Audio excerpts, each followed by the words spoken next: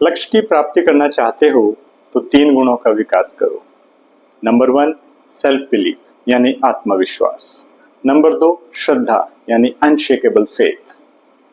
And number 3 सतत प्रयास माने कंटिन्यूअस प्रैक्टिस।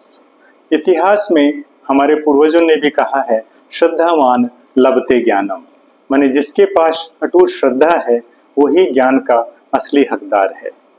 इतिहास में आपने एकलव्य का नाम तो सुना ही होगा।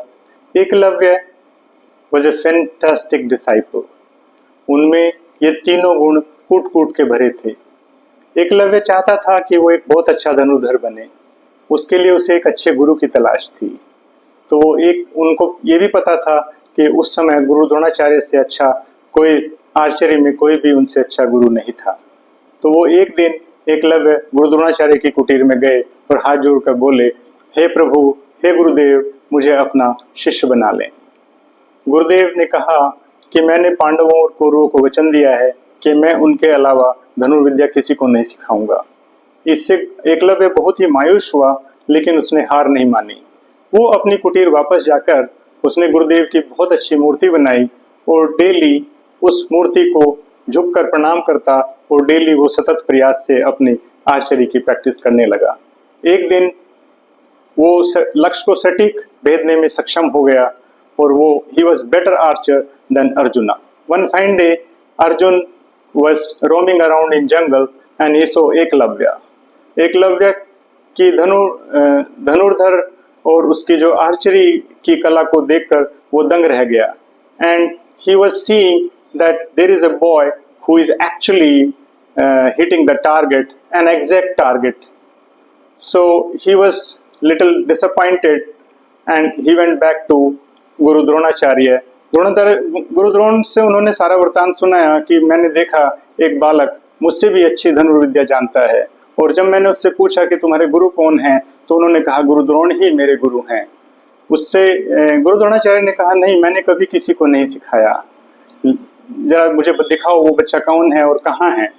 गुरु द्रोण के साथ अर्जुन दोनों ही एकलव्य की कुटीर पर पहुंचे। एकलव्य की खुशी का ठिकाना न रहा कि वो एक अपने ही गुरु को देख रहा था और वो साक्षात दंडवत प्रणाम करके बोला, हे गुरुदेव, आपका मेरे कुटीर में आना कैसे हुआ? तो उन्होंने कहा, मैं आपकी गुरु भक्ति से बहुत ही प्रसन्न हूँ और मुझे अर्जुन ने बताया है कि आप बहुत अच्छे धनुर्धर बन गए हो, तो आपको एक एग्जामिनेशन देना होगा। गुरुदेव ने एकलव्य का एग्जामिनेशन लिया और पाया कि वास्तव में वाकई एकलव्य एक बहुत ही अच्छा धनुर्धर था। In fact he was better than arjuna. So he said कि आप मुझे गुरु दक्षिणा में क्या देंगे? तो एकलव्य ने बोला, गुरुदेव, आप जो भी मांगेंगे मैं खुशी खुशी आपको दूंगा। तो उन्होंने एकलव्य का अंगूठा मांग लिया।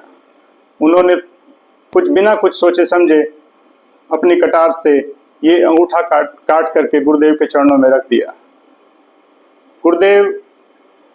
गुरुदेव ने उनको आशीर्वाद दिया। एकलव्य हमेशा हमेशा के लिए इतिहास में अमर हो गया।